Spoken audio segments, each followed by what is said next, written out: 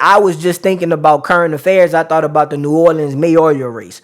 I actually didn't vote in the race because I wasn't sure which candidate I really wanted to vote for. I've been paying attention. We had Helena Moreno won, and then we had Oliver Thomas and Royce Duplessis. So I heard about Royce from a guy who was a rapper. He used to rap with Currency. His name was Nesby Fitz. He was just telling me that Royce was a good guy and that he had a strong track record in his short time period because he's kind of young. He's in his 40s. So I talked to Royce and I talked to other younger people who happen to be black. I didn't really talk to my white friends about Royce, but they had a lot of good things to say about Royce. He didn't have the name recognition.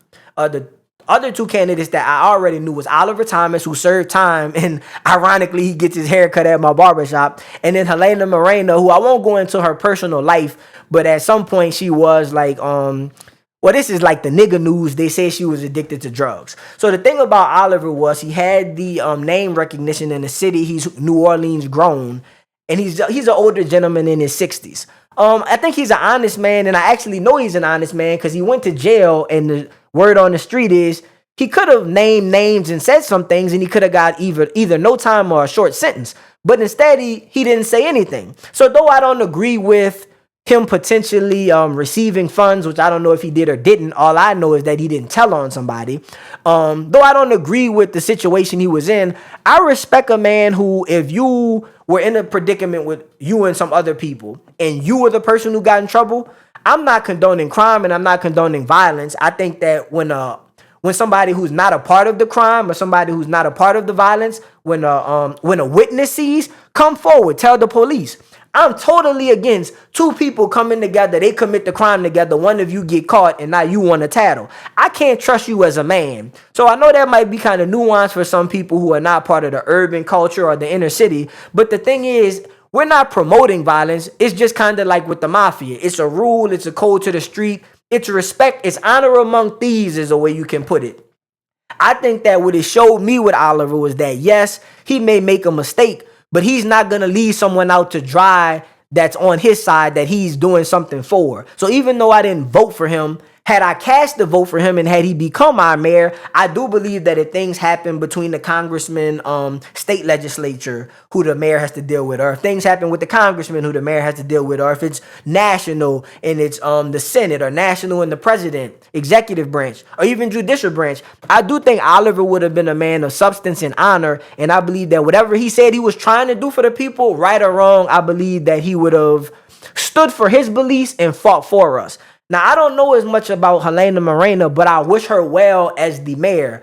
For one point, crime in New Orleans had dropped, picked up a little bit over the last couple weeks. I'm hoping that her and Jeff Landrew, because I try to be bipartisan, Landrew came in with some policies. He was talking about putting the 10 Commandments in the schools. I don't know if that's going to affect anything, but they can try. But he did say there was going to be stronger and more law enforcement. So I do like that the crime and murder and the carjackings in New Orleans were going down. Similar to what Trump was trying to do with the National Guard. I think there is a place for law enforcement in the inner cities. I just think we need to find a way to police the right areas and not over-police people. So one of the problems that happened, and this will be my last rant before I go into Lily, but one of the problems with the 1990s and the early 2000s was they were over-policing certain neighborhoods. And what was happening was you're going after violent criminals. We're cool with that. But then you start arresting people for things like marijuana. So now you're telling me that 1 in 3 black males is a felon, but you're not explaining to me that they're a felon over a marijuana possession. Well, now marijuana is legal in like 18 or 24 states, and they're talking about making it legal nationally. So I just think that I get that it's tough. The cops have to follow the law. So what happens is because they're policing your area, they're finding more crime. But I wish there was a nuanced way, and I think Trump tried to do that with the First Step Act. That's why I'm not against the Republicans. Like I say, I'm a libertarian. I wish we could have a third party where it was like common sense. You got the leftist lunatics, you got the right lunatics, and then you got the people in the middle really trying to cut taxes for some or help those who need it, and those who trying to reduce crime without stereotyping. I feel like us, the people in the middle, we're just looking for a party, and we're just looking for politicians who, like, maybe we don't agree with everything, but like I say, but I support Thomas Massey. I don't agree with everything he says, but he's a man of principle, like I was saying about Oliver.